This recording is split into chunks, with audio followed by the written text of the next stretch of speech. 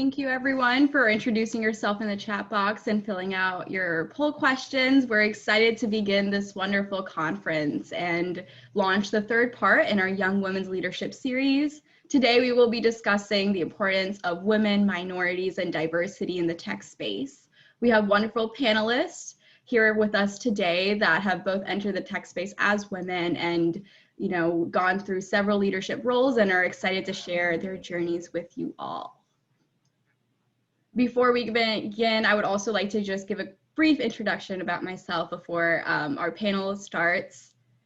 My name is Saniya Vashist, and I'm the founder and executive director of codeHER. We're a youth-run, women-led nonprofit that empowers young women with tech and leadership skills.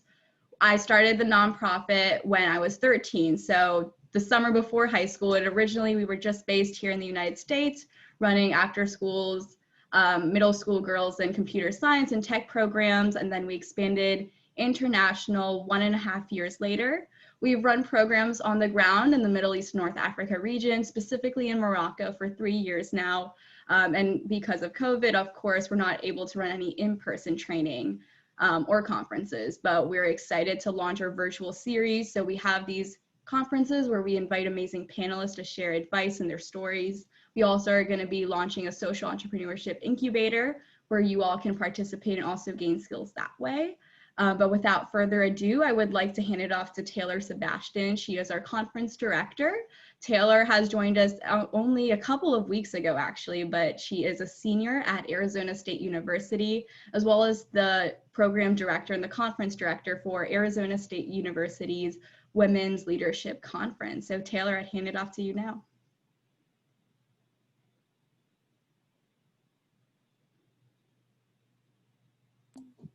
All right, thank you for that introduction, Saniya. So I'm going to go ahead and introduce our panelists.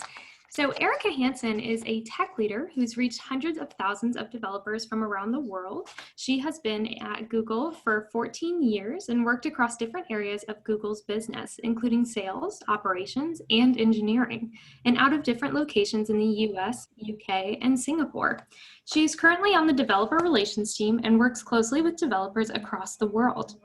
Erica also leads the program Developer Student Clubs, which are university-based community groups for students interested in Google developer technologies. There are over 1,200 clubs all over the world in over 100 countries. Erica is passionate about communities and also co-founded Geek Girl Meetup Singapore, which is a community for women in tech. She graduated from Stanford in 2006 with a degree in psychology and communications. Erica, do you want to take some time to introduce yourself and kind of explain your position? For sure. Hi, everyone. Thanks so much for having me here. It's so great to be with all of you and hear where you are all around the world. I'm here in New York. This is my apartment. I'm in Manhattan. I'm on the developer relations team at Google. I'm a program manager. And so what is that? Basically, I manage programs, and our team is really focused on helping developers build their apps, build on our platforms. They're already, building projects and companies around these products, but how can we help them? And one way we do it is through communities. So I do lead a student-based community, developer student clubs. And basically, we provide content, resources, leadership training to some of these leaders of these communities. And we think that people can really learn best in communities. They can learn from each other. People can mentor each other. And so we're here to support them as much as we can. And so really our main goal as developer relations is to help developers out there be successful. And we have a lot of free content and code labs for people to learn online. And so I'm a program manager. I'm managing the program, doing all of the, basically setting up the strategy, managing the budgets, collaborating with different teams around the world to see, how do we provide better content, better resources, what training should we deliver. So I have to make a lot of decisions. I have to be organized, lead a lot of meetings, but I can explain a bit more about that later. But it's a job I never thought even existed. It's a job I love, and I can share more soon. So thanks so much for having me here. Thank you, Erica. And we move on to our second panelist, Ritika Gunnar. She is the Vice President of Data and Artificial Intelligence, also known as AI, and Expert Services and Learning at IBM. Let's make sure that she and her team work with clients through a data and AI first methodology and help implement data and AI solutions using deep knowledge-based skills to accelerate the adoption of data and AI enterprise capabilities. Previously, Ritika was the Vice President of Offerings for IBM Watson, where she was responsible for all of Watson's data and AI portfolio. She was also Vice President of IBM's Worldwide Cloud Organization, where she led and managed IBM's master data management and information integration. She joined IBM as a software engineer in 1999. Ritika holds a degree in computer sciences and an MBA from the University of Texas at Austin.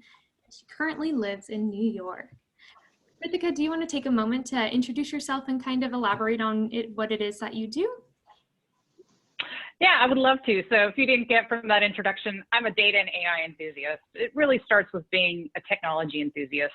I love the idea that we can use technology and things that envelop coding and artificial intelligence and data that exists in exponential forms, and we can really move the world. We can move all kinds of organizations, all kinds of businesses, and really transform how we effectively operate in the world. So it's the thing that I'm most passionate about.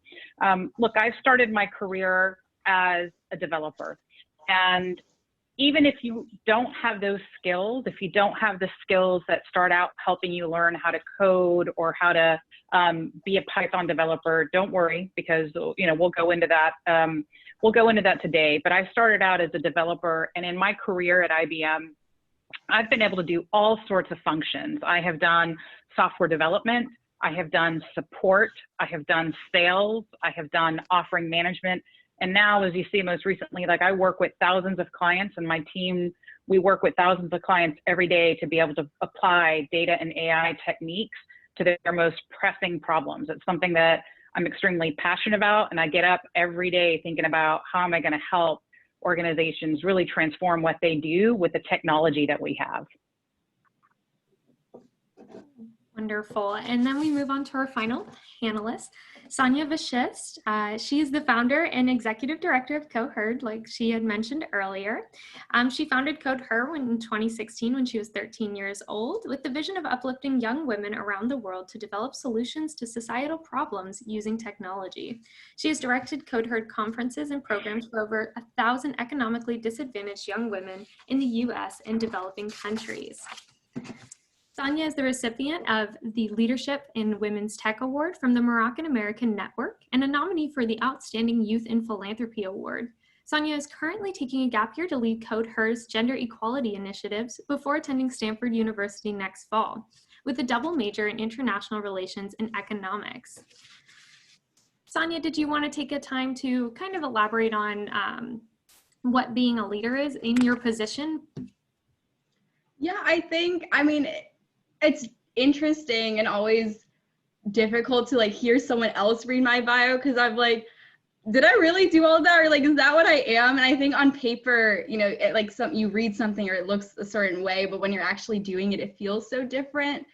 Being a leader, I mean, at 18, I'm figuring that out for myself, but something that my mentors and teachers and guiders have taught me is that it's all about impact and influence. And so, one thing that I always started, when we were beginning our programs is that even if you're able to make an impact on one girl's or one person's life, that would be enough for it to matter.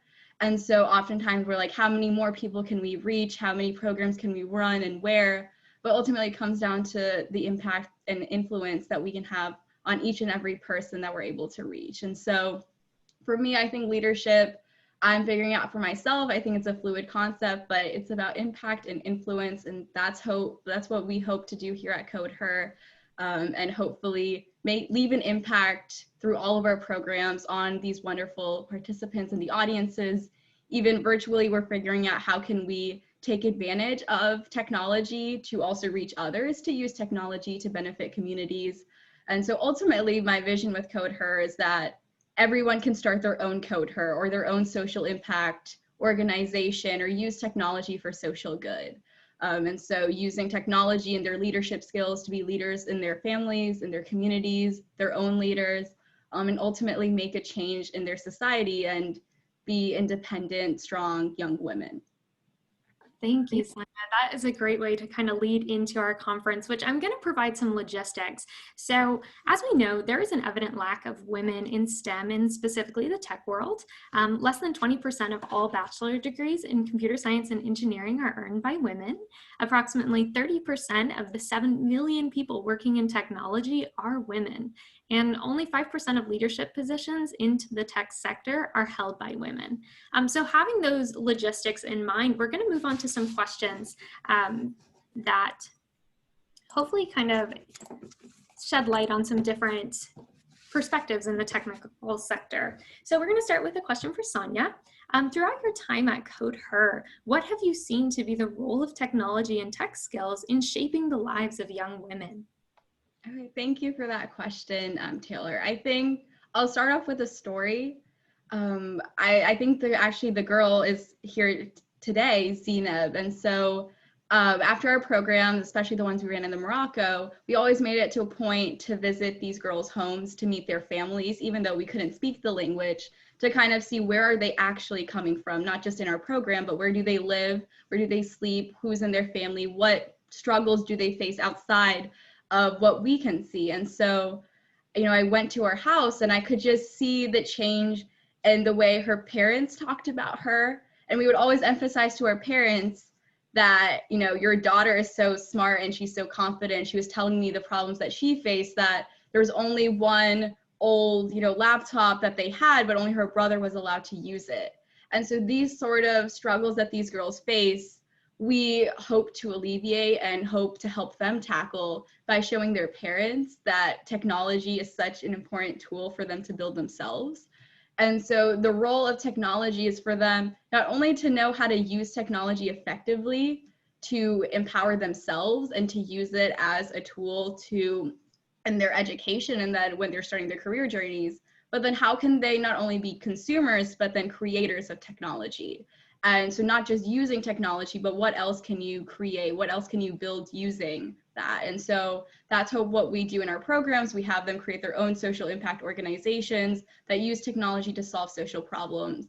And so ultimately, we've seen technology as a way to empower these girls, to empower them and their families and their communities, because I think once they understand that technology is not just something for the elite or something for men or other people in their communities, but it's something that's accessible to everyone. If they're able to just get it, it changes their mindsets. It changes the way they think of themselves, and then ultimately their families and their peers and their communities and their teachers. Thank you, Saniya. Those global perspectives on technology are always beneficial to enhancing your knowledge in the field. So among the global trends, we are witnessing a positive momentum of advancement in tech, IT, and AI, thanks to women's leadership. So Ritika, you started off as a software engineer at IBM. Why did you choose IBM to start your career, and how has your leadership journey looked having that start in IBM? I kind of alluded to that a little bit at the beginning, but my career started at IBM, and at that time we were at right in the middle of the tech bubble. So I have to tell you that the job offers were quite ample, and there were many to be. I have to say I didn't select the company that paid me the most.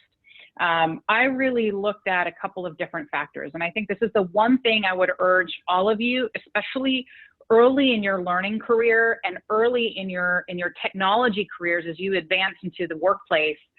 Don't go for the money, go for where you can learn. And so I picked IBM because when I looked at the projects that I was going to work on, they were surrounded by people who were extremely senior and understood the workforce and what it meant to develop code for the enterprise. And I felt like the team that I was being hired into, I had so much to learn from. Now remember, at that particular point, there were many startups that existed that were probably being started by people my own age at that time. And it was very attractive. And we had, you know, lots of money being thrown at us. I mean, every time I said no, there would be another offer. But I really looked for, okay, where can the people I work with give me the most challenging projects? Where can they coach me the most and teach me about what really matters? And that was at the time IBM had just acquired a company called Tivoli, and there was a lot of just knowledge that I wanted to soak up from the leaders of that group and from the group that I was in. And it was extremely beneficial because just being in an environment where I could absorb and learn what the software process was, to learn what the outcomes were with our clients, was extremely important. And that to me is probably one of the biggest pieces of feedback I'd give you guys is really think about what you can learn from each role. Because as I started out as a software developer and I learned what it meant to be able to code my own products, the next thing I wanted to do was learn how to support my own products, which meant working with customers directly and figuring out, okay, from what I built, like what works and what doesn't work about it. And then I went into a role where I was actually doing the technical sales of it. So I was working directly with customers, but in a way to be able to initially sell them. What do customers really look at in terms of the outcomes that we want to deliver for those customers? And then I went into other roles of what does it mean to build a product? So even though each one of those seems like they all have a technical theme underlyingly, they were different sides of what it meant to actually develop a product. And for me, that was extremely important. You know, I've often been asked, like, you know, what are the things that you look for when even I'm hiring? And it comes down to, you need that view of being able to have a technical foundation. But I'll tell you, in a lot of the workplace, whether you're a coder or developer or working in support, working in technical sales, working as a salesperson or a product person, the technical foundation is absolutely important. You need to be technical. But what I find is even more important that is blending that technical with emotional intelligence. And this is something that they don't often teach you extremely well in school, but it is something I'm going to urge all of you that if you look at it, this is all about your work world is all about teaming. And so when you talk about how you actually build product, you're not building that product alone, you're building it with a team. When you think about customer support, you're not like, you're interacting with someone and you really have to understand what is the intent. They may say they want something, but do they want something a little bit different? And in each one of the roles, I would say there's definitely a technical foundation and a learning, but there's also that emotional intelligence that is extremely critical, because you are always going to be working with people when it comes to the technology industry. And so always keep that in mind, that it's going to be a blend of a technical foundation, but also more on the emotional intelligence paired with that. Thank you. And you had mentioned leadership earlier and now emotional intelligence. What other traits do you think defines a good and successful leader in the tech world that you have noticed? It is not just the emotional intelligence. I'll tell you, most of my data scientists, I've run a team of thousands of data and AI specialists. Most of them do not have a tech background. I'm just going to tell you that. That's going to be surprising for most of you. And most of them may not come from even the top schools. When I look at a resume, I look at, do they have tenacity and grit? So, and I think there are a couple of things that I think will relate to them more specifically what I look for in women. But the first thing I look for is the curiosity to continually learn. Because if you look at technology, we've done a couple of studies within IBM with our IBV studies. This is proven with many other studies. Technology changes at a rate and pace of 3 to 5 years. So every 3 to 5 years, if you think about it, the technology that you work on changes. In artificial intelligence, I would say it's even shorter. It's like 18 to 24 months. You know, if you're learning on different like neurosymbiotic, like AI techniques, it's a different technique in the next 12 months. And so what I look for in a resume, first of all, is, does that person exhibit the ability to pick up new capabilities quickly? I'll tell you, a lot of the best technical people that I have on my team, also for the reasons I talked about for emotional intelligence, actually might even have humanities degrees. And they just have that tenacity to want to be able to learn. The second thing I look for is, as I told you, that confidence. I look for, okay, do they have the confidence to lean in? I think this is especially important for the females who are on this call today, because that confidence is something that sometimes we lack. And I think it's important to say that even if you may not have all the things that are necessary to be able to tick all the boxes of a particular role, as long as you have the confidence to know that you can learn, that you have that curiosity of learning, lean in. So confidence is another thing I look for, because it is super important to know that you may not know everything at this moment, but as long as you have the ability to be able to learn and have the ability to have confidence in how you're going to go drive those outcomes and to be able to portray that to a customer, it's extremely important for me. So confidence is the second thing I look for. Now, I also, I would say that I'm going to add another component of that not necessarily I look for, but I think is important for people, for young women. And this is something I never really realized till I had my own daughter who I was trying to tell her to kind of go into coding, and that is a sense of community. I think the sense of community is absolutely essential, because if you look at it, not many females, especially as we're trying to get more females in technology to be able to have that diversity of thinking, you need to be able to see yourself in those roles. So you need to be able to see that, there is someone that looks like me in roles of tech and executive technical fields. So when I look at what I really look for, I really look at that curiosity for learning. There's emotional intelligence pieces included in that, where they can drive the confidence necessary. And I would just say not necessarily for what I look for, but what I think is important to get those other two would be that sense of community. Thank you so much, Ritika. And I noticed, Erica, you too vouch for community. So going into having those traits in mind, Erica, you studied psychology and communications at Stanford. Why did you choose Google to begin your career journey, not necessarily having the background in technology? Yeah, so when I was nearing the end of, when I was in my senior year in college, I didn't know what I wanted to do. I kind of looked at what I had done and I thought, okay, love psychology. That was my major. And I was a research assistant and I also was a mentor. And so I thought, okay, I like mentoring. This is cool. And then I played rugby all 4 years when I was in college. And I said, okay, I love sports.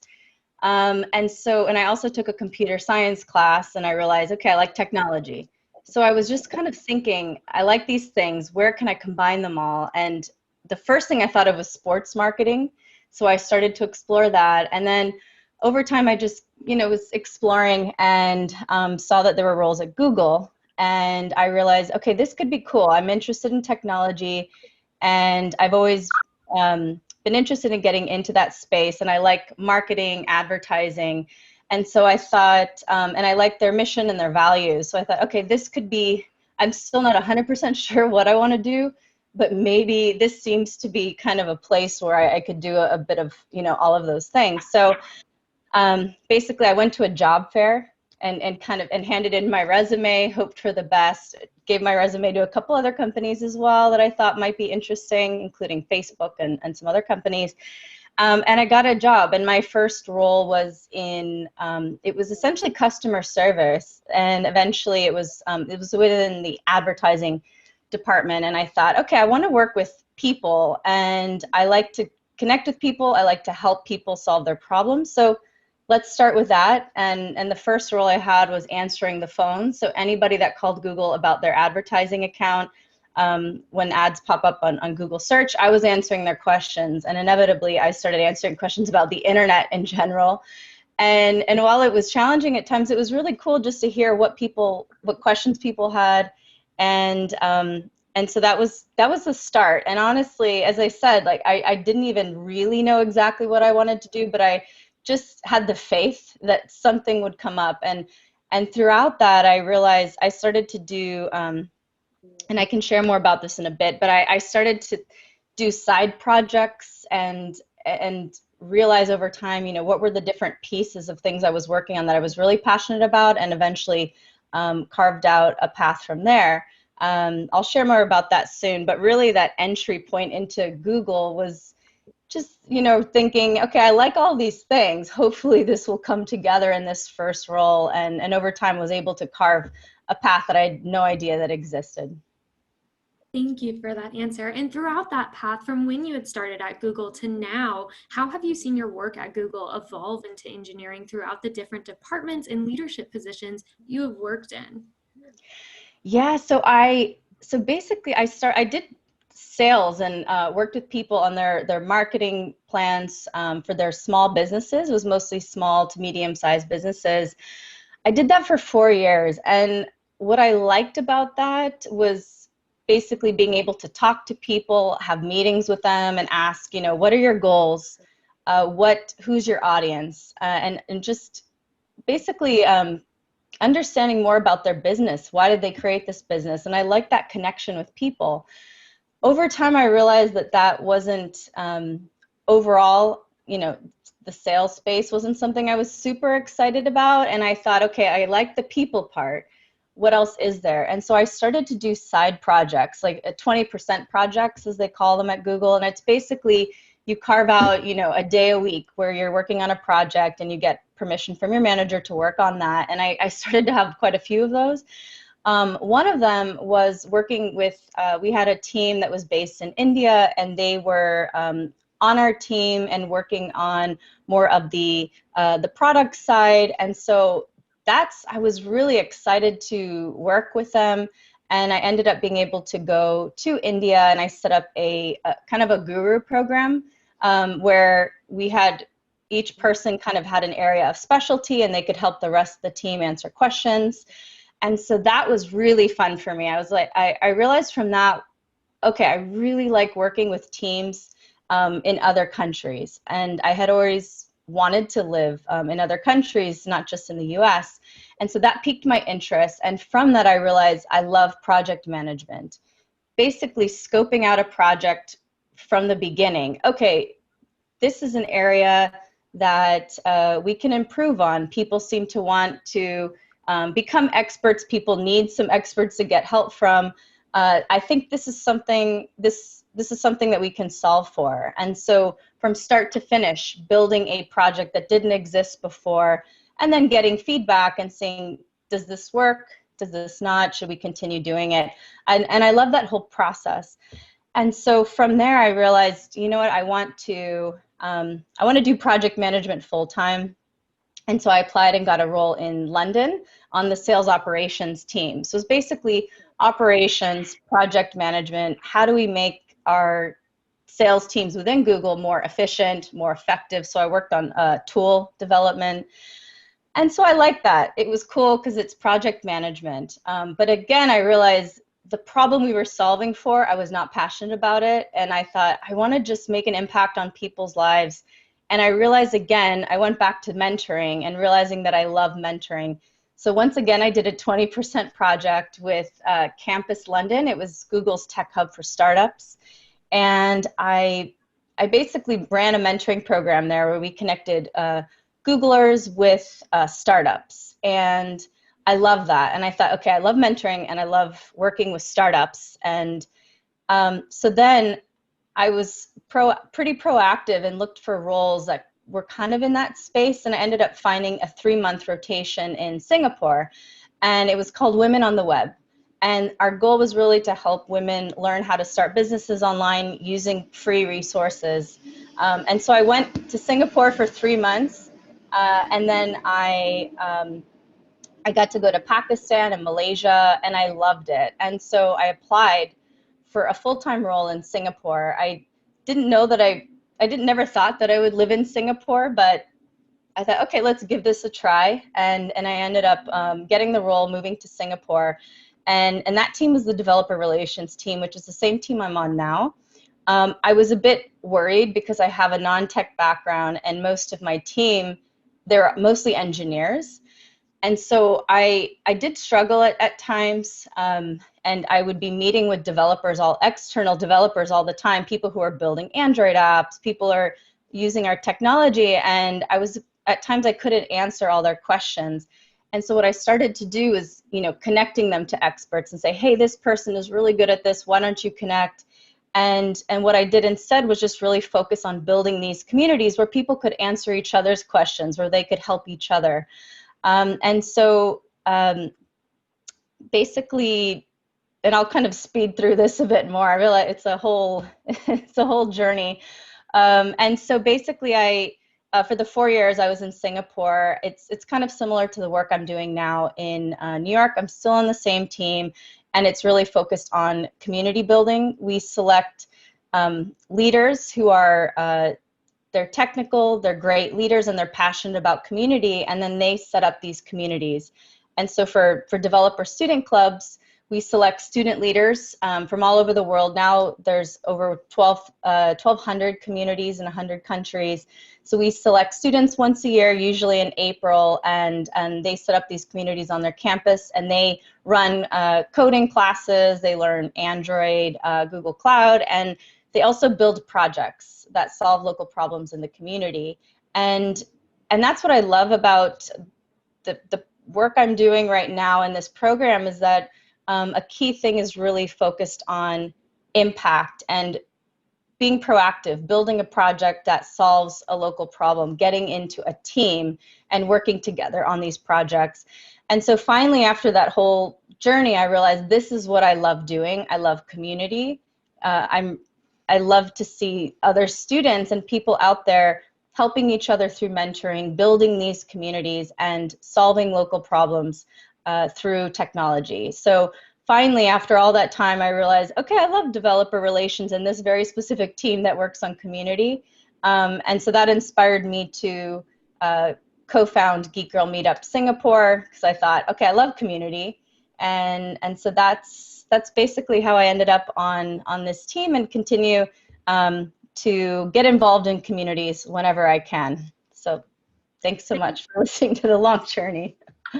No, and it's a journey that's important. And I'm seeing a common theme among our speakers that is community and being a proactive and efficient team. So with those in mind, and I open this to all of our speakers, to whomever would like to start off, but what are the key in tech professional skills that you see needed today in the tech world that maybe some of our participants who are just now graduating or just introducing themselves to the tech world, or even have any aspirations within that world, might kind of look to learn or educate themselves on?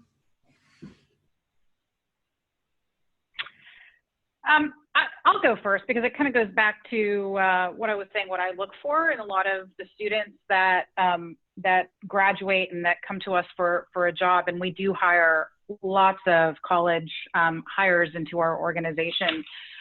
It doesn't, and I've seen a couple questions even in the chat of like, what subject should I learn? It isn't as important on the particular subject. I do think, I firmly believe that, you know, kids coming through school today, and even in high school and college, it isn't just about the 3 R's where you talk about reading, writing, and arithmetic, the 3 R's like that. There is some element of Python. And it's one of the reasons why I told my children at a very young age, it doesn't matter whether you end up going into tech or not. I do think parts of coding are going to be fundamental. Take for a moment, if you think about any business today, most business organizations today, I want you guys to start paying attention to who the CXOs are in organizations, the CIOs, the CTOs, even the CEOs. Most of them have technology backgrounds. And when you think about that, that can mean that you have like at least a foundational understanding of something like Python, as an example. But more importantly, it's how does that get applied? Like, I think the application of the technology is extremely important. So it isn't just about how do you build Python applications. The thing I look for is, do you understand how to take technology and to be able to create outcomes from that? And that is like really understanding, okay, what do we need to be able to progress? What can the technology do to accomplish that? And how do you marry that with an understanding of what you need to be able to deliver? So I do think there's an element of understanding a technology aspect. I think Erica is a fantastic example of having some understanding or organizational understanding of how to project manage or how to program manage something becomes extremely important. And then how to be able to communicate. So there are 3 levers. Technology is one, but you need to be able to understand how you're going to manage that in terms of the outcomes and the program. And then really what it means to be able to drive those outcomes in the business side of things. Those, or whether it be an organization or something. So I always see all 3 of those being important. don't just think the tech part is the be all and end all. And I know that's kind of ironic, this being a technical conference, but it is the technology married with those other things that become really important in the workplace. Thank you for your response, Ritika, and that's really insightful for those who may not have that much experience in that. Did any of the other speakers want to answer that question or have any varying responses? I can sort of follow up with what Ritika was mentioning, and kind of how us at codeHER changed the way we went about our programs. Our first year or so, it was entirely based on, let's just get girls exposed to computer science, let's teach them how to code. We didn't even delve into other aspects, and we didn't consider leadership or how can they be good communicators. And it was when we went international, and we came in international to Morocco thinking that we were going to run the same computer science program that we were doing in the States. And quickly after day one, we realized that was not going to work. And it was so much more than just learning to code, but it's, what are you going to do with that? What ideas do you have? How can you pitch your ideas to other people? How can you make people listen to you? Especially when so many young women coming to this conference are coming from the global South, developing countries, where perhaps the government or societal norms, go against women, and there are a lot of challenges that women face. Getting people to just listen is oftentimes the first step. And so how do you get people to listen to you when, oftentimes these girls' parents or their fathers or their brothers aren't listening to them? And so the confidence, the communities, for them to hone in on their leadership skills, work in teams, go up in front of an audience of 500 people from their country and just talk about their ideas and pitch it to investors. All of these traits, I think, oftentimes, even in the tech world, or people are like, oh, I'm just going to study computer science and then go in and get a job at a tech company and that's it. But we realized, and I've more realized too, it's, can they be good writers? Can they communicate their ideas clearly? Are they good to work around?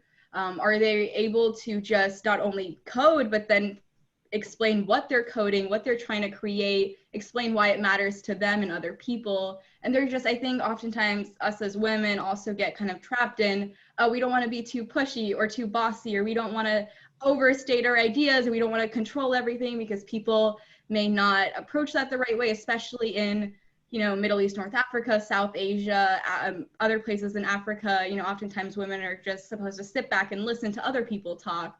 And unfortunately in America, oftentimes in boardrooms, that is the norm as well. And so it's more of, how can us as women find that balance of listening to others, but then also explaining our ideas, and sort of finding that middle ground where people want to listen to us, and then we also want to listen to what others have to say.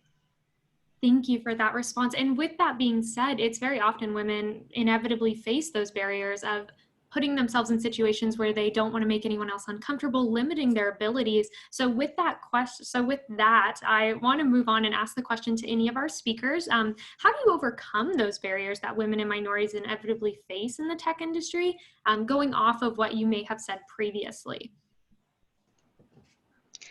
Yeah, I think it helps to have community. And I know community has been coming up, and it's so true.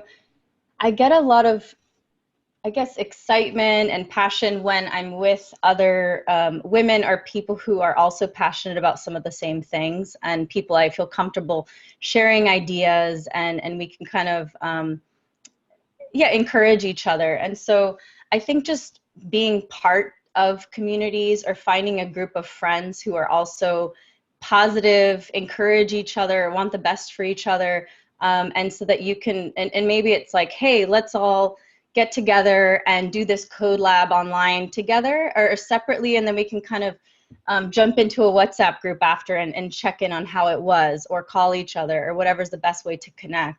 And so setting goals as a group, and like, hey, let's just do this kind of a study jam approach together, and then we can check in. Maybe you even working on a project together. You learn so much through working on projects. Ritika has also mentioned teams. That's so important. And I think being able to be part of a team, a collaborative and valuable team member, you learn so much from that experience. That's everything I do at Google is in teams. And so people who are collaborative, everyone knows that they're collaborative and want to work with them. So I think the more that you can be part of teams as well really helps, and think of problems that you could solve, or do you want to start an initiative, start a mentoring program? And I think through that you can definitely find some other allies and other people, learn together, and not just learn, think about, okay, I'm learning here, can I mentor there? And you can become kind of friendtors. And I definitely have friendtors, teammates or peers, and we meet every 2 weeks and just share ideas, share challenges that we're facing. They help me with my challenges, and I help them with their challenges. So I definitely have friendtors and also mentors as well. Some people, one person, she's a few levels above me, and I really look up to her, and she helps me work through some of my challenges that I face. And it helps if someone in a totally different organization that can support. And so I really think having people that you're kind of on the same page, that it can really be contagious. People that can support you, and together you can go on a learning journey, encourage each other, build projects together, mentor each other. And I think that support system definitely helps. Thank you. And Ritika, you work with thousands of members in your team. What are some kind of experiences or career advice that maybe you endured or you've witnessed others endured that you would recommend to help go over those barriers, of whether they be mental barriers or whether it be fear of limiting your skills? If you want to go ahead and... I'll give you I think I gave this example a little bit, but I want to give a little bit more details into what I've experienced. So, there's a definite difference between men and women when they go after something. So, when you see a job description, and let's say it has 10 criteria, if a man sees that they meet 3 criteria, they think they're completely eligible for the role and they're going to apply and they should go get the role. If a woman has those same 3 criteria out of 10, they'll look at it and they'll be like, I don't have the other 7 criteria.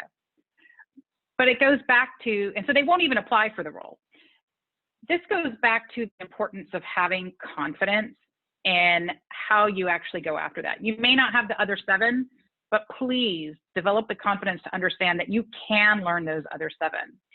And so I'm going to go back to what I really think is truly important in all of this, is that, one, not only you understand that you are going to go through tough times. Being a minority, being a female, being probably one of the only women in the room at many times, although I do think that's changing, but depending where you are in the world, it may still be that you are the only female in the room.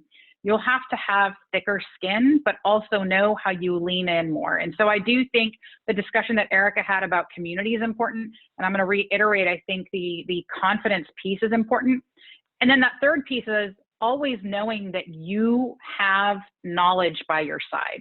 And so you do not have to go to the best schools. I'm going to go back to the best schools or to, expensive college courses or even web courses to be able to get the skills you need. I always give the example of, I had to create a product for data scientists.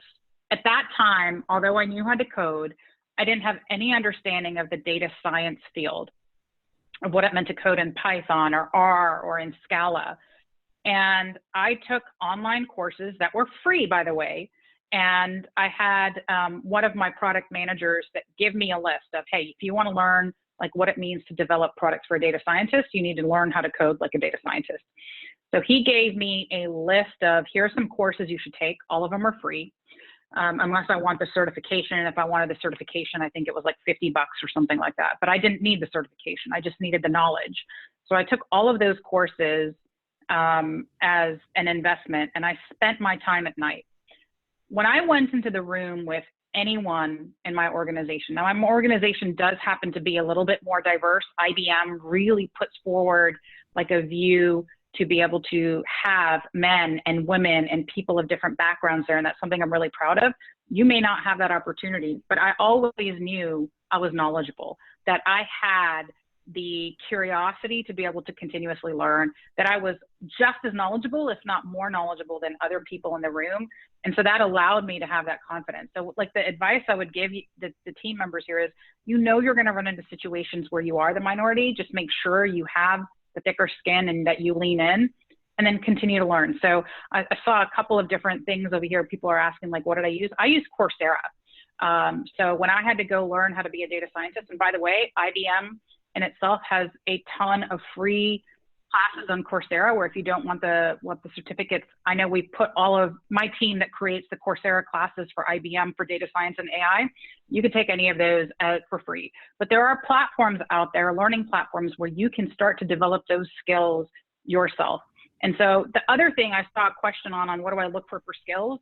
When I look for coders, when I look for people who are really doing tech, I look at what projects they've done in their portfolio before. And so many of you may ask, like, I saw a question earlier in the chat of what can I do to be able to show my technical savviness, even though I haven't had a job yet?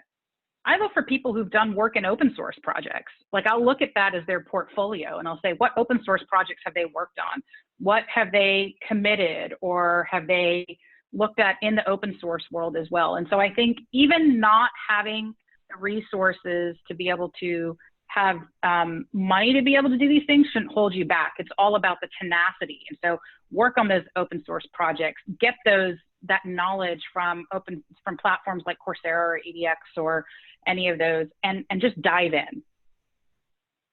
Thank you for that response. And I think we're going to close out before moving on to Q&A. Let's close out with the bigger picture, which is, why do you believe, and we'll go ahead and start with Saniya, and then we'll move to each panelist. Why should more women of color, minorities, enter the tech world? How does that benefit companies, in your opinion, communities, governments, and ultimately the world? Saniya, if you want to go ahead and start off for us. Yeah, of course. I think for me, I've just seen it on a very personal level, especially, even our programs in the States. But what I felt was most impactful were when we went abroad to Morocco, and even, this 3-week program that we were running gave these girls so much hope, and it really inspired them to keep pushing forward. I mean, we had a couple of participants that went on and won awards from Microsoft for their projects, got funding for their projects. And so oftentimes I see that you all, and the participants we have today, your accomplishments, your journey will inevitably inspire other people. And I think once, one person that's breaking into a certain field or doing an amazing project will inspire others. And I hope codeHER is a platform for some to, create their own projects, and then they can use that to create their other projects that, inspire others to keep that cycle going. But ultimately, what we've seen is that once we have more women breaking into male-dominated fields, which, today we're talking about the tech industry, but it's just a lack of women in leadership positions in general. In any industry that you see, even though you think that there are more women working, who's actually making those decisions, and who's actually sitting on the table and voting on certain things that the company will be doing, or even in government positions. I mean, even in the United States, there's such a lack of women representation in politics and government.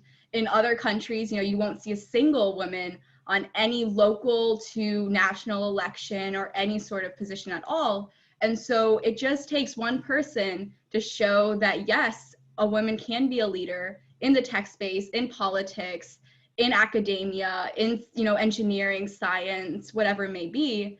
And then, as Ritika was mentioning earlier, you have to see someone there to envision yourself first. And I hope you all will be that person that other people look at and think, oh, I too can be her, or I too can be that person. And so, hopefully at the end of this conference, you see that once you learn, certain tech skills will be helpful and you will need to any professional career that you go into. Even in your countries that you're coming in from, knowing how to use Excel spreadsheet and putting in data can be a skill that you can market out and someone will hire you for it. Like, there's so many tech skills that are out there that if you can acquire even the basics, can provide you a platform to go further into the world. But when you are entering those spaces, you all will show others that they can too. You will change the mindsets of those making decisions, your families, your communities. And so ultimately, that's why we need more women making these decisions. I think, if you've all heard, when they were first creating in cars, when they have like the safety features and like, the thing that blows up when they're in a car accident to protect you, it was designed for a man's body, because who was creating that? It was all men. And so when women were getting into car accidents, it was not designed to support them and to help them. And so many women were dying from this device. Same with prosthetic limbs that were created for soldiers coming back. It was designed with the thought of the size of a typical man's hand, because women were not there designing that feature. And so these are just two examples, but we need your perspectives, your stories, because us as women live different lives just because we are women. And even though that might not be the case, unfortunately it is. And so once you're in those positions, making those decisions, you will change perspectives. You will, combat these biases that are apparent in technology, algorithms, and we need you to voice your opinions, not just be at the table, but then talk at the table, make your decisions heard. So that way, over time, we can kind of suppress different stereotypes and gender stereotypes, racial stereotypes that exist in all of our societies. Thank you for that response. And Erica, did you want to go ahead and pick up from there of why women should represent the tech world and that vitality of that? Yeah, and I definitely agree to all of that. Just having the diversity of opinion, and it's so critical. If you have, a team of 5 men building an app that's meant to be for everyone, then how I would question whether that is really for everyone. I think, when building products, having that diversity of opinion, of thought, really comes in, and basically also mirroring the users. I think it's so critical that those teams are also diverse. And I think, better decisions are made when you have this diversity of a team making these decisions. Because in reality, the users and people everywhere, our world is diverse. And so we need people who are speaking, who are on panels, and building products, making big decisions. We need those groups to be diverse. It's so critical. And I think it also helps with creative problem solving as well. When you're trying to solve problems, having people with different stories, different backgrounds, and diversity can be so many things as well. People from other countries and different backgrounds, non-tech to tech, tech to non-tech. Just having that diversity in general is so important, because each person has their own stories, passions, interests, and strengths. And that's something that our team has done within my company. We did a Strengths Finder test, and if you Google Strengths Finder, you can find this test to do. And it was really interesting just to see, okay, here's my strengths. Wow, it's wildly different from the strengths of the data team and then this team and that, but actually there's some commonalities between us.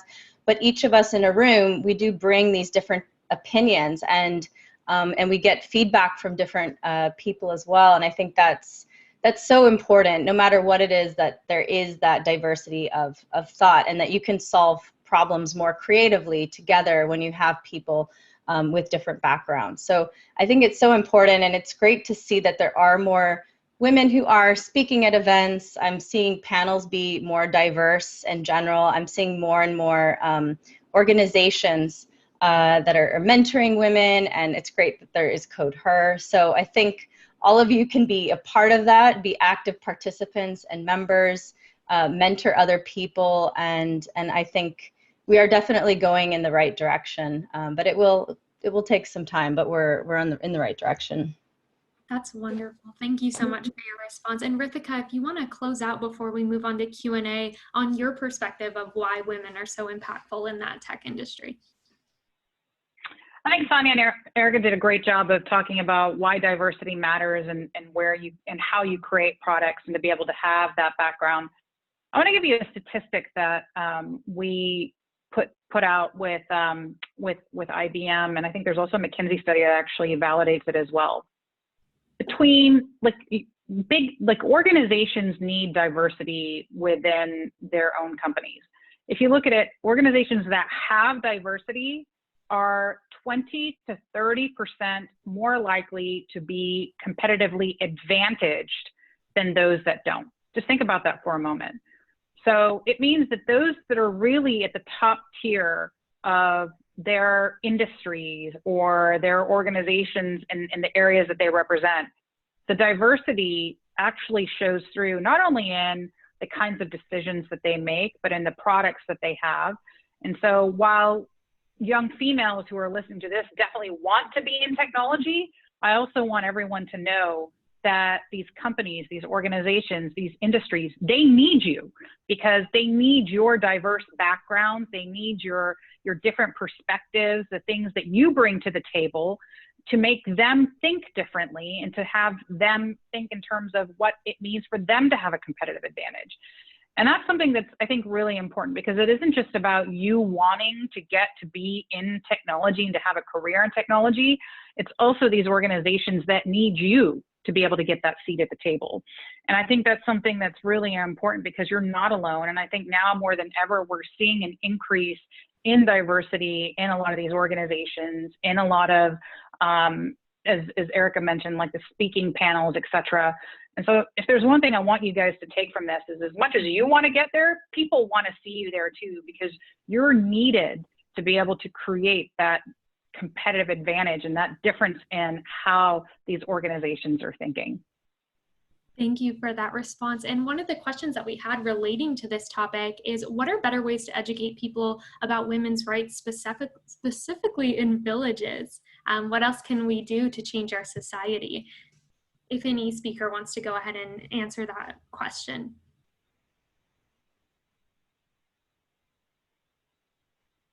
I guess I can kind of start. codeHER hasn't specifically worked in villages, because oftentimes those, they just don't have the tech access, we're unable to sort of, even go in. But I think in general, it's very different, like mindsets and communities change over hundreds of years. And we're still dealing with gender stereotypes that existed ever since, we evolved into humans, and that has not gone away. And if that's any indication, it's that on a global scale, differences between men and women and gender stereotypes will not disappear. But within our communities, within our villages, our societies, our towns, what can we do to start changing the mindset of one person, one family member? It can start from having a conversation with your father or your brother about how sexism has impacted you. And what we noticed is that sexism, they didn't even know how to define it, because it was just not talked about in society. There was not like you could go up to your mom and be like, Mom, like, aren't we treated differently than dad or like our brother? It's just not talked about. And so I think you join forces with other young women, create safe spaces for you to talk about the problems you all face, develop a solution that you can use to solve that, whether it be mindsets, and then you need men on board. And I think that's something that Ritika, Erica, and I have, always figured out, is that we can do everything from our end, but we need male allies. We need other people to support us. And so look for those, because there will be men out there that think that gender equality is important. The first program we ever run, it was a male teacher that said, I want this for the girls in my school. And so they're out there, and I think it's our job to, one, say that, no, it's not this girl's only thing, or it's not that we want to, overpower society. It's just that we just want to be equal. And can you help us get there? And so I think within your villages, within your community, start talking to one person at a time. Start small, and then over time, you'll see, it won't happen instantly, but even small progress can go a very long way. Wonderful. And it looks like we have a question for both Erica and Ritika. Erica, we're going to go ahead and start with you. It is, how did you make the transition from communications to programming? And if you just want to kind of briefly go over maybe any barriers that you might have faced, or how exactly you made that transition. I know you had mentioned that the steps that you took throughout your journey, but maybe just go in a little more depth with that. Yeah, definitely. And I really didn't expect that would be the path of psychology communications to the engineering org. Along the way, I was definitely proactive. I'd say that was one of the main things, is that I basically looked out for opportunities and spaces where I could contribute with my own strengths. I know I wasn't technical, but I knew that I knew that I was good at using storytelling to show the impact of the programs that are the things that I've worked on. And so I kind of used communication skills to show, hey, here's the impact of this program. Hear this one person's story. Hear about this this woman's story of how she didn't know how to code. She learned on her own and got her first job, and now she's teaching and mentoring other women. So I shared a couple stories of specific women that went through programs that I managed. And so I was able to, even as I was in the engineering org, with most of the people on my team were men and were formerly engineers, I showed my value by saying, hey, okay, we're doing kind of the same things, but here's how but I'm not speaking at events on technical topics, while some of them were. And so I thought, okay, I'm going to use storytelling. I'm going to get feedback from people directly, have them share their own stories, and really see if there's a way to really make an impact and encourage people to not just learn, but be active participants in communities, teach each other, mentor each other. And let's focus on that. So I focused more on the communication side of things, that I was able to bring communication into the engineering space. And I found a team where I was a program manager, and it was okay. I didn't need to be 100% a technical person. I could still thrive in that space.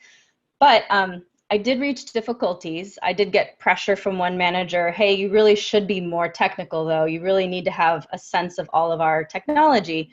So then it was self-learning. So I had to I just Googled things online, looked at internal resources, but I just Googled stuff. I used Udacity. And there's free versions of this as well, where I learned how to build my first Android app. It was very basic, but I just learned on my own. I definitely got frustrated. I think I cried once, but I just messaged a couple kind of friend tours that I had, and I asked them to help me. And so there was definitely self-learning, learning online, having a community and people at work, also outside of work. I had someone in Indonesia that was part of the program. I messaged her when I had some problems. I said, hey, can you help me? I'm also learning Android. And so she answered some of my questions. And so that definitely helped. But I'd say that from going from communications to engineering, it was definitely focusing on my strengths, being proactive, finding 20% roles where I went up to one team once and I said, hey, like, I would love to help you. A 20%, this was a team I wanted to join. I said, I'm here to help you. Here's my skills. Is there a 20% project I can work on for you? And so I just was pretty proactive, and I just searched for roles and kind of side projects I could take on. And so I was able to say, hey, look, I have these skills, project management skills, and I think they can also work in the engineering space. And so proactive self-learning, having a community of people, and definitely being okay with being frustrated and crying from time to time, but just knowing that, I had, people knowing that it wasn't alone and that this sometimes happens. And so I just kind of, just had to really build my resilience, and was able to make that shift and just focus on having the confidence and continuing to focus on my strengths. Thank you for your response, Erica. And Ritika, our last question of the conference is, if AI is rapidly changing, other than learning the foundations, what is a great approach, and where do you see AI going in the future? Oh, good question. I think that, because you have to continually learn within the field of AI, whether you're a technologist actually doing the coding or whether you're someone who is driving the outcomes and more on the business side, it's really important to stay in tune to what's happening. I'll give you the best way to kind of give you advice is to tell you what I do. I personally attend conferences, and I don't pay for all the conferences. I'll at least look at the introductory keynotes to kind of see what are the themes that are happening. I attend at least one conference a quarter. That may not be directly that something IBM is sponsoring, but it's something that I'm really interested in. And so I'll figure out whether, you know, I want to do just the set of keynotes, or whether I really want to understand from like the developers, what are the latest trends. And so there are, I think, different techniques today to be able to stay on top of what's happening. For me, conferences is one. The second is, I always do a lot of reverse mentoring. So I'll go into my customers, or even the people on my team, to kind of teach me what are the new things that they're seeing. And so this goes back to the community element. Use your community to figure out what is happening that's new, and how do you get involved in it. So I gave an example earlier of, if you are actually doing coding yourself, get involved in the latest open source projects and see how that's progressing. Those are things that are always public in forums, and you can see what the progress is. Take a look at any AI event that happens today, any kind of these webinars, etc. A majority of them are free today, especially because of COVID. And even that, the keynotes are always free. So go figure out, based on that, kind of like what the trends are. And then, as we mentioned, all the other resources I saw earlier in terms of you know, what you can do to stay on top of the latest technologies using a lot of the learning platforms that are out there. You know, my view of AI is that we're entering a phase in artificial intelligence where AI is going to become ubiquitous. And to me, that means that AI is going to be in every part of your daily life, whether it be like what you do at home and more of the consumer technologies like you have in your home today, whether that be the Googles, the Alexas, your Facebooks, your Instagrams, all of that, you already see AI capabilities. But even in how you do things like the way you bank, the way you work, every job, I believe, will fundamentally be impacted by artificial intelligence. The key is to learn, how do you adapt to that and continue to upskill your skills in this world where AI is going to be ubiquitously and there and relevant for you.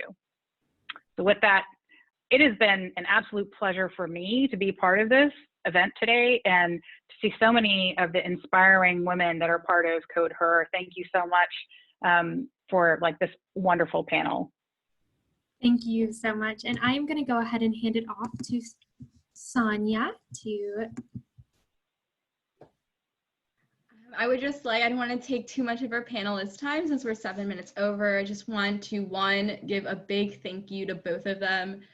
It's a Saturday morning. It's not the most ideal time to be, you know, speaking at something. You had a long work week, and everything's virtual anyway, so another Zoom call is not everyone's most ideal way to be spending their Saturday morning, but they're so generous with their time, and I really appreciate the both of you coming here to speak with us today. And, you know, in our audience, a lot of these girls never have something that's directly geared towards them, or an event that's for them to help them. It's something that they're sort of fitting into, but this we've just sort of designed, and our questions came from them in mind. And so I think everything that you all shared deeply inspired them, and you know, you are the women that they see now, and then they can picture themselves being the next 5 to 10 years. And so I really appreciate the both of you taking the time to speak with, you know, our wonderful audience today, answering their questions, walking us through your career journey. I mean, I was so inspired. I'm sure our audience was too.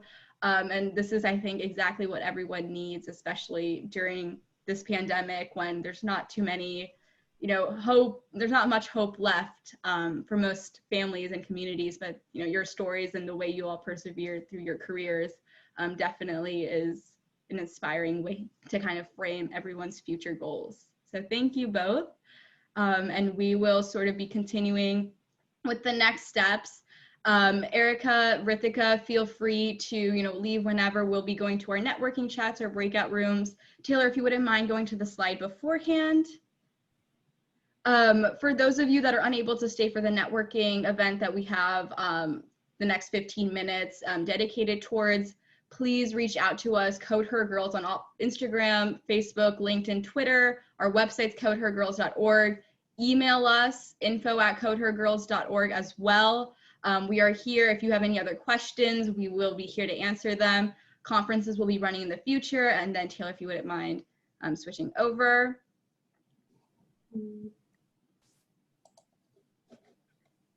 No problem. Oh. Do you want me to go to the next slide? Yes, please. That would be Okay. great.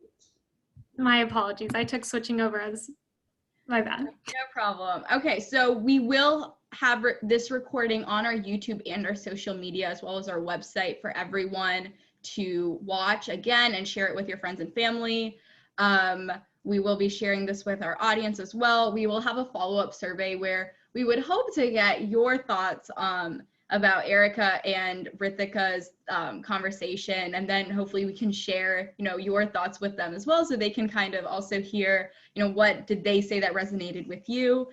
Upcoming programs will also be sent out. We're having a women's independence conference where we talk about tackling early childhood marriage and early childbearing, and sort of how to start those conversations with your families about when you want to get married, when you want to have children, and then putting your career ahead of other things that maybe society may be pushing towards.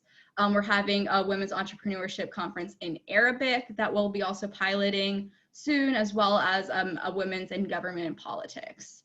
And so with that said, we will now be going towards our breakout rooms. Taylor, would you mind going to the next slide, please? Wonderful. Okay, so this is where we're planning on launching our programs. We have them established in Morocco.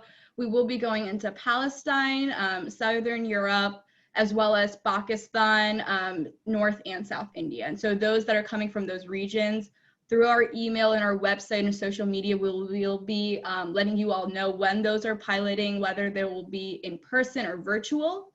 So you all can kind of stay up to date on what next can you join. And we'll have our social entrepreneurship incubator as well that will be entirely online, that anyone can, from any region access. And so Taylor, would you mind going to the next slide with that in mind?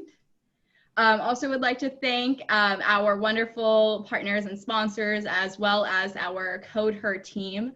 Taylor's just been with us for a couple of weeks, but already on the ground. She's been helping run this conference. All of our program interns, program directors, marketing team, Bill and Melinda Gates Foundation, and the Department of State have funded us in the past. The Gates Foundation and Verizon Media continuously give us money to fund our programs and help us do the amazing work we do and help you all with your ideas and help fund your projects as well.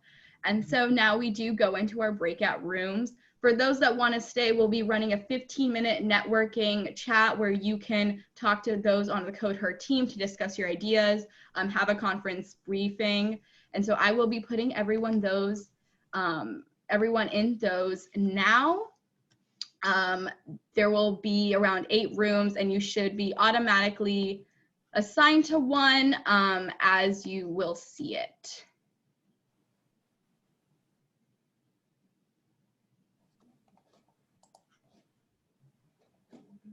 Okay, Taylor, are you? I'm good. I'm going to breakout room 1. Okay, I'm trying to look. Okay, okay. I guess I can kind of join. I don't know if we have enough people for all of the ones I've created, but let me just start joining them. You join one where you don't see someone from codeHER. I'll join one where I don't see someone from codeHER, and we can sort of just get it started from there. Will you go into one? Yeah, that's the only one I've been assigned to, so it doesn't look like perfect. Okay.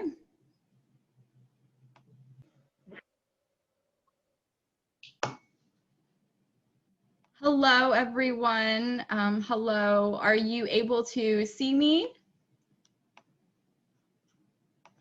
Hi, yes, we could see you. I know at least, yeah. Wonderful. So I was just, wanting to get a little conversation started with you all, kind of talk about what you all felt from the conference, get your thoughts, feedback. So why don't we go start off by everyone just introduce themselves either in the chat box or you can, say it out loud. And so that we can sort of start, meeting each other and then get the conversation going. Why don't we start off with Parian? I'm sorry if I'm not able to pronounce your name correctly. or whoever wants to begin, Wint, Parian, or Can I do it if like no one else is doing? yeah, go ahead. Yes. So hi everyone, this is Fiza from Pakistan, and like to start off, congratulations for pulling off such an amazing conference online and like virtually, and it's like so great to be connecting with people all around the world, like you know, especially females who are actually thriving in their field and aim to achieve big. So congratulations for bringing all those ladies, prestigious ladies, in one place.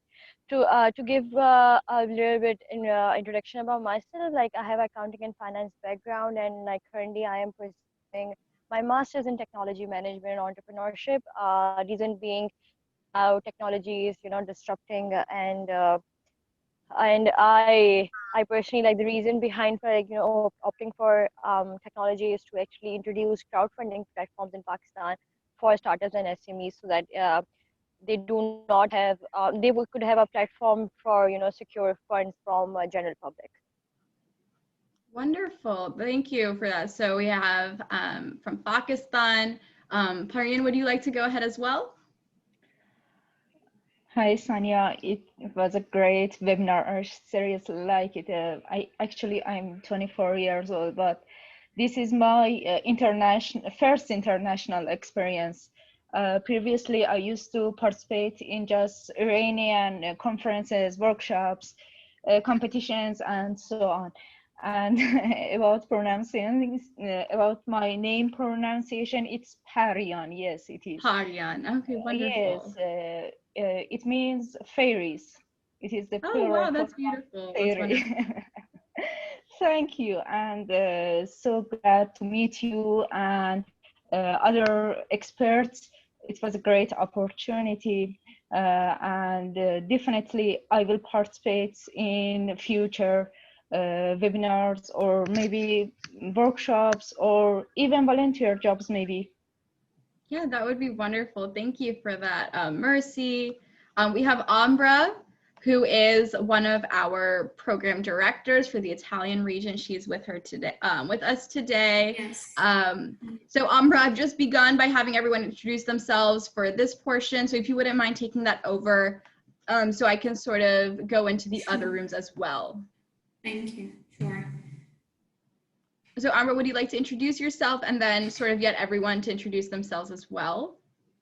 Sure. Hello, everyone. I'm Ambra, and I'm the intern coordinator, program coordinator for the region, for Europe, the Europe region. Basically, I'm an international consultant, and I'm a passionate philanthropist. So I'm open to chip into codeHER's mission, and today we're gonna discuss about the insights that. Hello, everyone. How is everyone doing? Hello. Hello. Hi. If you all are able to turn on your cameras, that would be wonderful. I would love to see everyone. If not, no worries at all. I will sort of begin by asking everyone to introduce themselves. I'll start with Sumaya, and then just give a brief, you know, where you're from, what country you're from, how old you are, what you're studying, and that way, you know, we can all meet each other and then sort of go into the conference itself and start talking about that. Sumaya, would you like to begin? Yeah, sure. I'm from Bangladesh. So I'm studying university. I'm a final year student and my subject is social science. Wonderful. Okay. Zubeida, would you like to go, Zubeida? Hi, my name is Veda and I'm from Pakistan.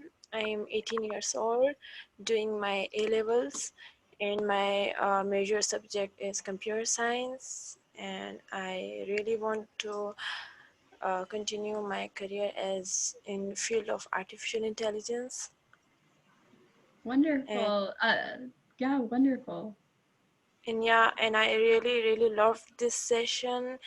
That was really great opportunity to be in this I'm session. glad you enjoyed it, and we can definitely go into talking about it a little bit later on. Saira, would you like to go next? Sure. Hello everyone, I am Saira Jahan Chaudhuri. I'm from Bangladesh. I'm 21, currently in my university at third year. My major in computer science and engineering.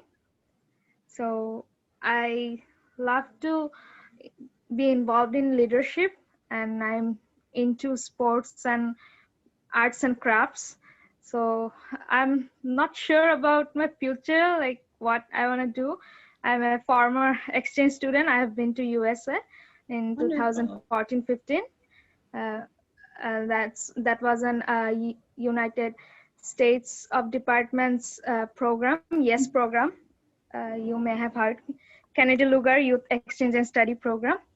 So I have completed that, and I plan to go for higher studies, and that's it. Wonderful, but thank you. Mahmouda, would you like to go next?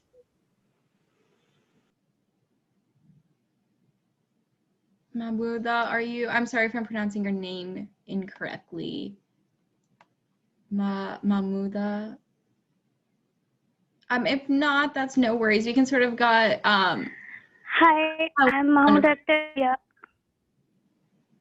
Yes, go ahead. Hi, Hello, Mahmouda. I'm 18 years old. I'm from Bangladesh. I read in class 12. I love to learn new things and apply in my life. Wonderful. So why don't we start by having a quick conversation about what did you all learn from the speakers?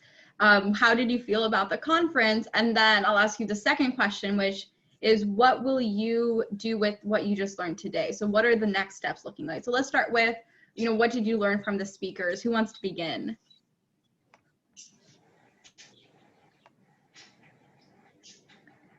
May I go first?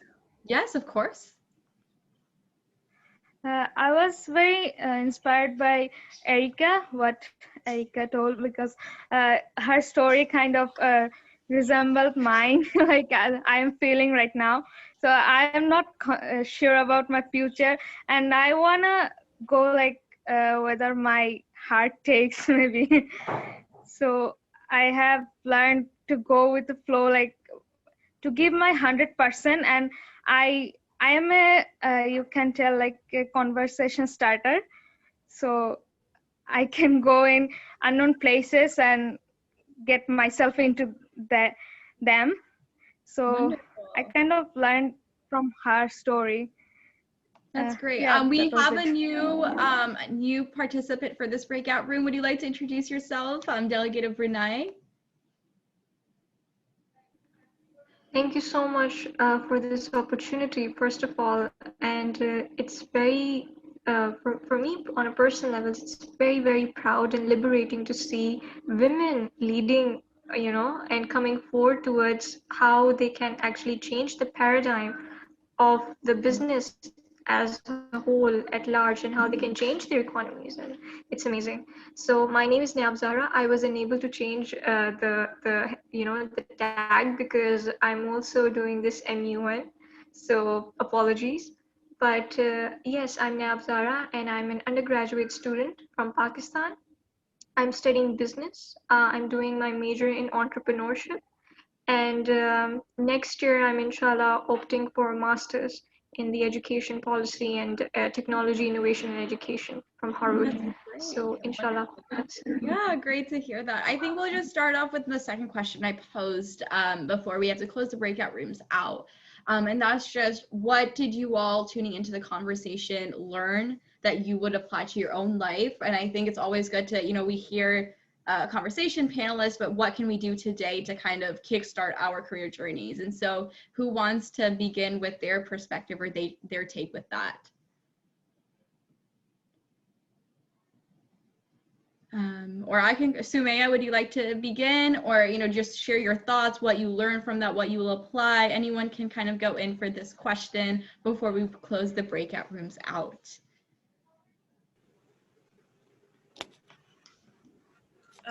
Can I go? Yes, of course. Thank you. First of all, there was Ritika, I guess.